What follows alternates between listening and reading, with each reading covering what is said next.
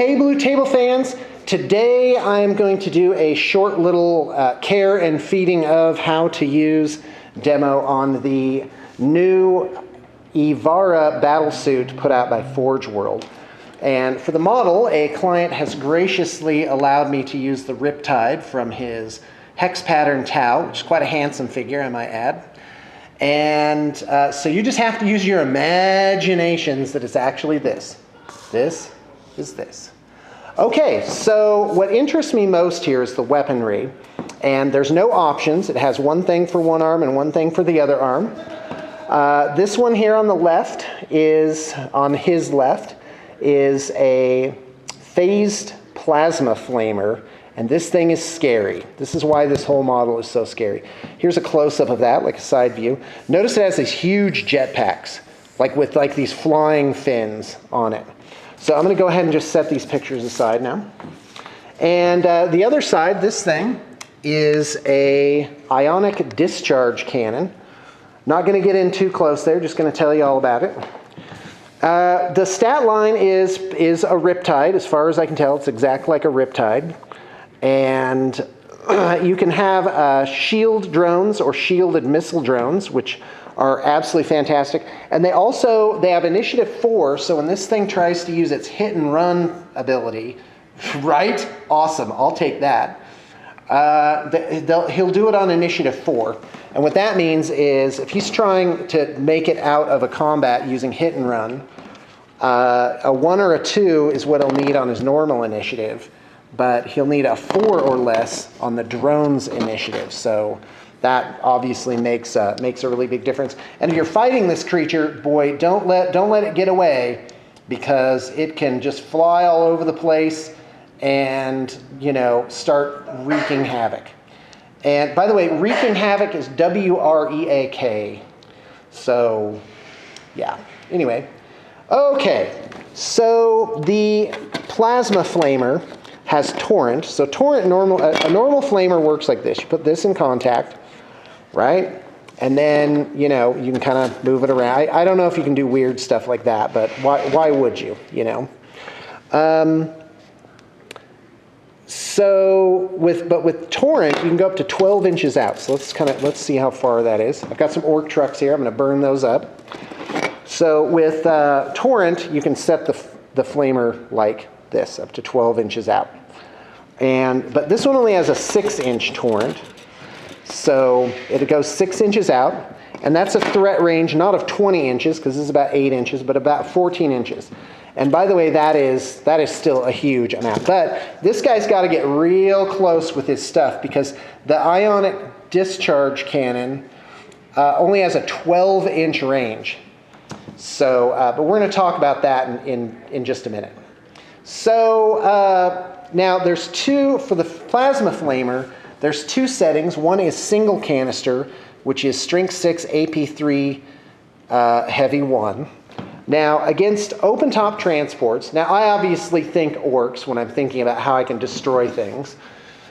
But, you might be up against Dark Eldar or, have other open-top vehicles around. So now when you hit open-top vehicles with a flamer, you get D6 hits against the guys inside. Awesome, right? So, and it's heavy 1. So you place this. So in a situation like this, and this isn't that unusual, because orcs can obviously, their stuff is usually pretty tight. But, if I drop this on the board, I bet it wouldn't take them long to spread out. But anyway, let's say you could potentially hit 3 vehicles, reasonably spaced there. Or, well, you'd have to be within 6 inches, right? So yeah, you'd have to be really in their face to be able to, pull off a stunt like that, or come in from the side, But again, you got to be really close, and you can get that close with deep strike, or with vectored thrust array, and we're gonna talk about that in just a minute. Okay, so anyway, but the other option is and what you want to do all the time is full rotation, which is torrent 6 inches, strength 6, AP 2, heavy 2 gets hot, and that is just gonna mess some stuff up. So if you dropped it on these two trucks, like that would be basically the end of the game, because it'd be 2d6 hits, strength 6, AP2 on the occupants there. So I'm absolutely loving that. So the Ionic discharge cannon is really weird. It's strength 8, AP3, heavy 3, blind, and haywire burst. And haywire burst is for every successful hit, you roll a single haywire hit as well as resolving the attack from the weapon's profile. So that is absolutely not bad. In fact, I kind of want to get a Land Raider over here and just take a few goes at it. In fact, we're going to come over here. Here's this huge, ridiculously awesome Black Templar's army, and we're still putting some finishing touches on this. So thank you to the client for that. It's going to be definitely worth it. Okay, so Land Raider's 14 all around. So let's go ahead and just see what I can peel off with one round. So it's 3 shots. Let's get rid of this flamer. It's 3 shots. So it's strength 8. So you need I'm going to need first off, I need to hit. So it's a 3 up to hit. There you go. That's 3 hits. Now normally, on average, you're going to miss with 1. Okay, but let's roll with this. So now it's strength 8. So I need a 6 to glance. Nothing. But now the haywire hits. So on a haywire hit, a 1 is nothing. A 2 through 5 is a glance, and a 6 is a pen. That's what haywire does. So here it comes. Okay, so that would basically glance out this Land Raider right there. 2, 3, 4. Unless a Land Raider has 5. I'm pretty sure a Land Raider does not have 5. All right. Shows you what I know. But, you know, I miss things. It's a lot of rules.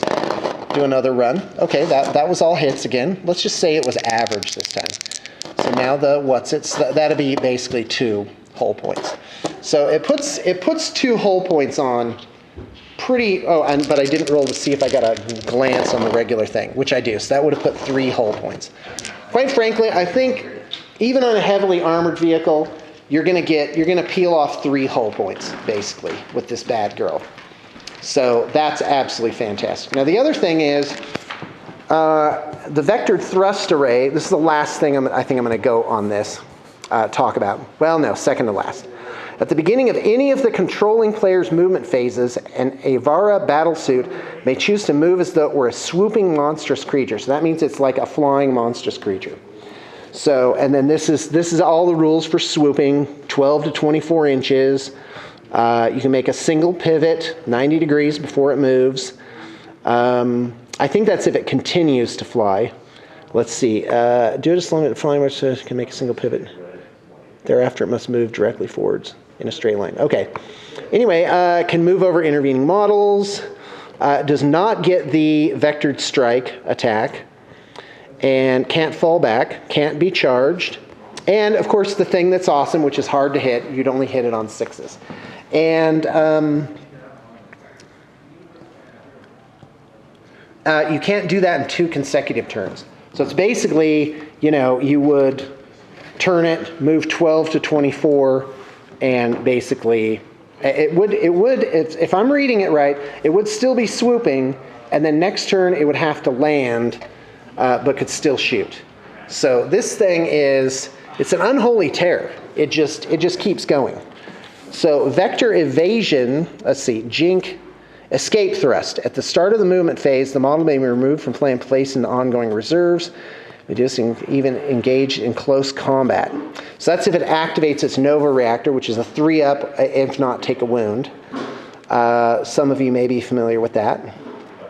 You can also do an overcharged burst on the Ionic discharge cannon, which gives it 3 shots plus D3 shots, so 5 shots. So now that's interesting. Let's go ahead and do that on arguably the most heavily armored vehicle in the game. So 5 shots. 6s to glance. There's 1. Okay, so 1 glance and hit. Now the haywires. And then there's a pen. And so that basically glances at, that gets 4, peels off 4. So I just like to point out that a lot of times in 40K, you need reliability. You need to make sure that stuff happens. And that's why this model is so strong, is that it has the Ionic discharge cannon. It is going to peel off at least 2 or 3 hull points, probably 3 reliably. And on Nova Charge, it's like guaranteed something's going to die. A vehicle's going to die from it. And then this, you can't miss. You can't whiff with it. You place your guy. This is definitely 100% going to land in the exact spot that you want it to land in. And I mean, just like, oh my gosh, everything dies. I mean, it's amazing. And then it gets 2 shots and gets hot. Who cares? It's got a 2-up armor save. It's fantastic. Okay, so let's do it again. Why not? Oh, look, all hits. Okay, that might be ridiculous. See how many? See glances. Okay, there's a glance. Now the haywire hits. Haywire burst.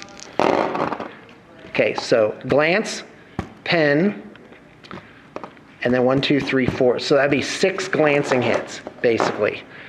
And that's amazing. And I just took the average. It was 3 plus D3. A D3 averages 2. I don't know why I'm adding them that way. But there you go. And so with the different powers that it has to escape close combat, plus, oh my, and it has like other stuff too. I think my voice just broke there. Isn't that fun? Yep, and I'd say take the shielded missile drones, but you're going to be paying a good $300 for this guy if you get upgrades and you put the drones on. But guy, the reliability is just absolutely ridiculous.